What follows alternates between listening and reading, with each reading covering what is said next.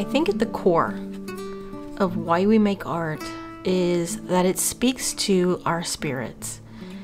It transcends all boundaries to express ourselves fully. I know I feel that way. I especially feel that way anytime that I'm out in nature. And this past week, we had a couple of cool days when I was not working, and I got to get out into the field. And I'm going to share some of that today, but I want to share with you.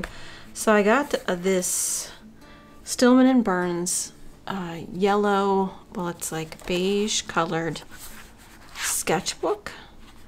And I have paper that's both beige and gray, but it's not this thick color that you could actually paint on.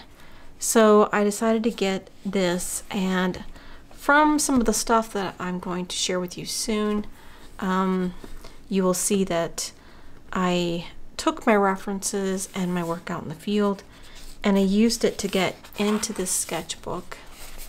And because I was by the river again, or by the lake again, and there were tons of water lilies, I brought back references and my sketches, and I decided to just sit down and play with some of those and all the information that I had collected in the field in those moments, and see if I could go into more detail. And I will say that even after being there and getting into my book itself, it's like a further depthening of the experience.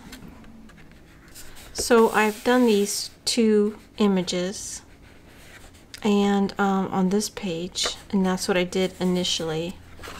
And I've recently started working on this one.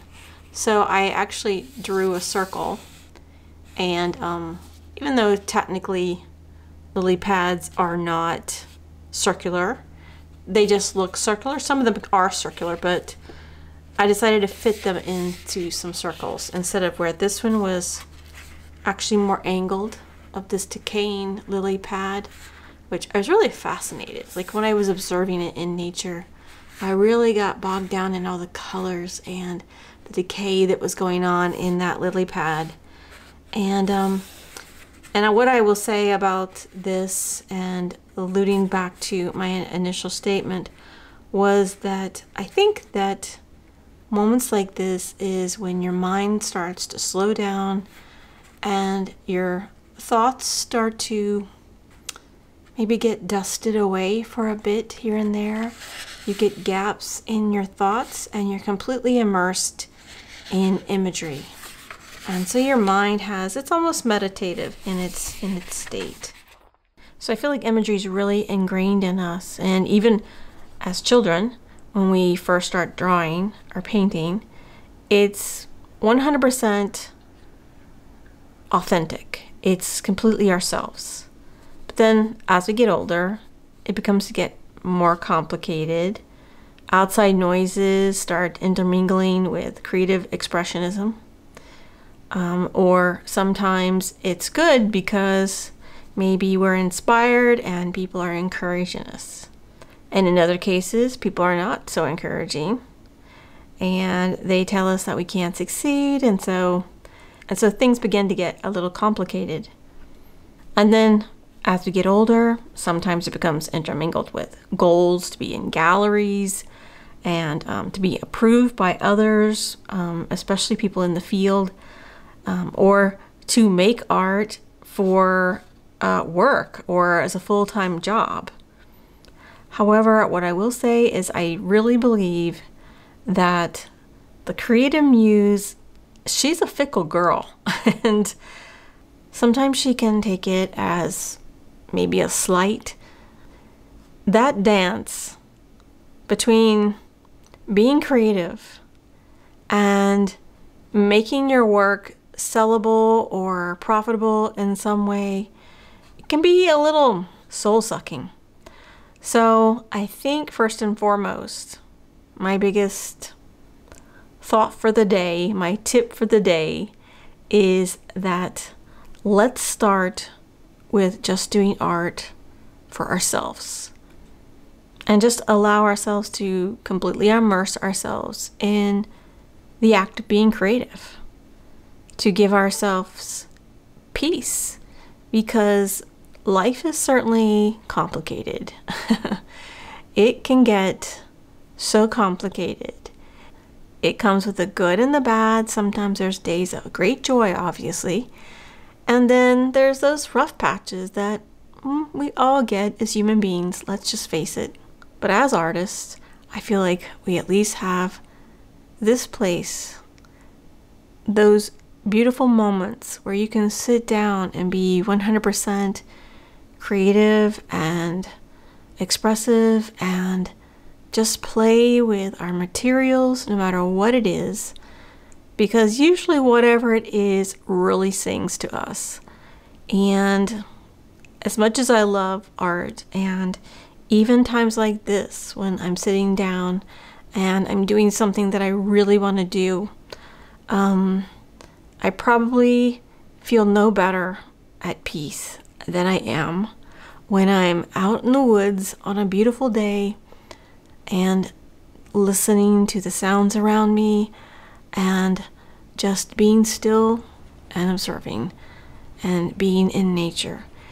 Not that anything that I create when I am there really is amazing.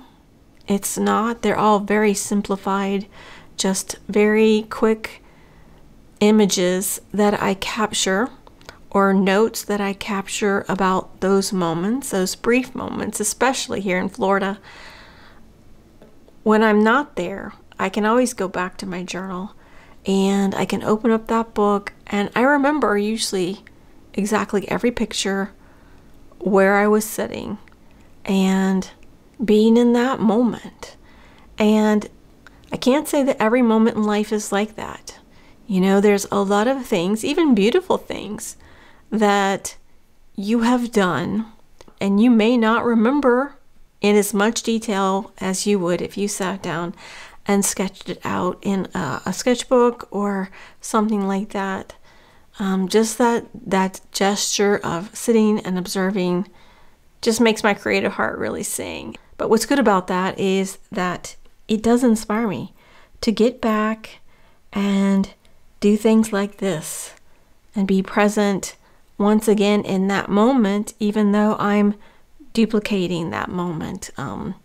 I'm observing something that I captured when I was there. And I think that that really adds some depth into my work. It adds depth into the time that I do spend in the studio versus doing, for example, a really detailed sketch from just a reference photo that I took. It's a completely different experience.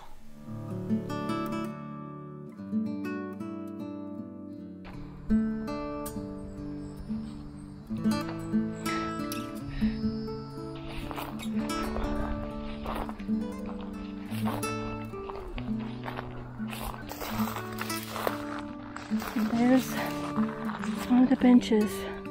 I mean, literally, the water used to be past this tree, because I would sit here sometimes, and Sashi would, my pup Sashi, would walk that way around that tree and go down and get a drink of water. Look at the bench. It looks kind of cool surrounded by all those lily pads. And some of the lilies out in the pond are actually blooming white lily flowers. A lot of the trees have taken a hit. You can see how many are dying back, even way over there. Way over there.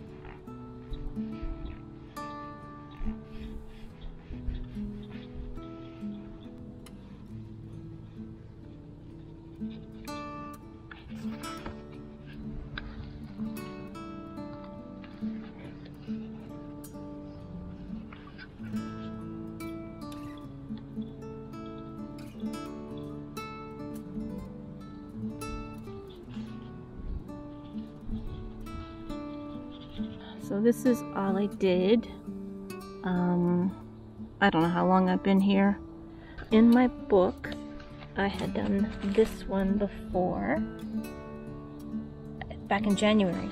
And then this is today. And then I started this teeny weeny little one in my little pieces of paper that I cut for my Badine thing, so I did that for a bit. But I really love, get out of here, book.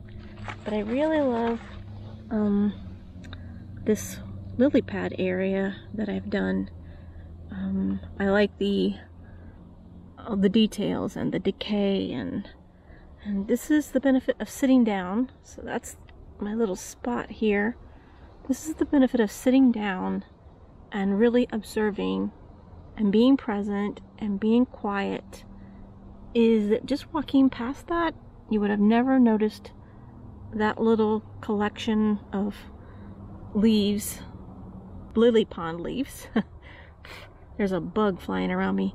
And really paid much of attention to it. But I'm glad I did. I'm glad, because it's actually today's favorite for sure.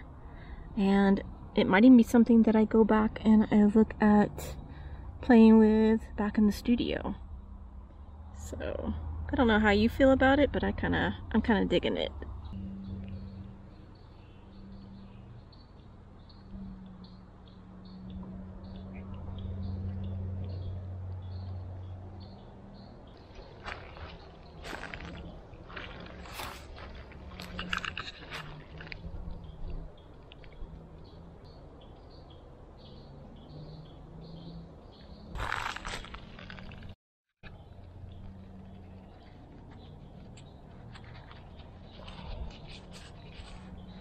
Kind of feels like rubbery and thick.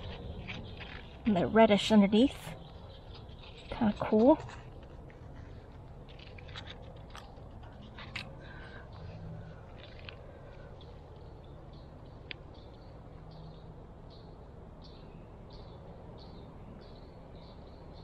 Not pretty enough to just paint and observe for a long period of time.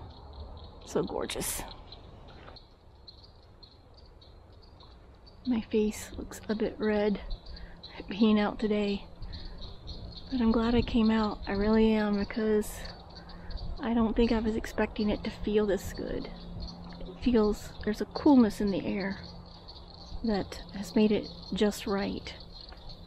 And it will be too hot too soon to be out here, and I get very little moments of time in the woods these days, it feels like.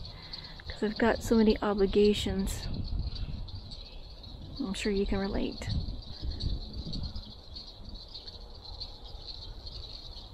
Can you hear all the frogs? These kind of remind me, and I'm not sure, I'm not a frog expert by far, but it makes me think of like spring peepers, but I don't think they're spring peepers. Cricket frogs? Maybe that's what they are. I'm not sure. Yeah, not an expert. What a gorgeous lake, right? It's so pretty.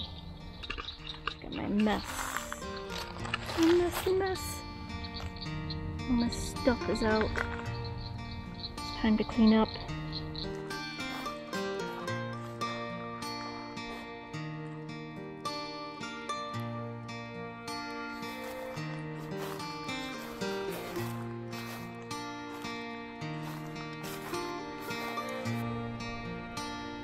So pretty back there. So pretty.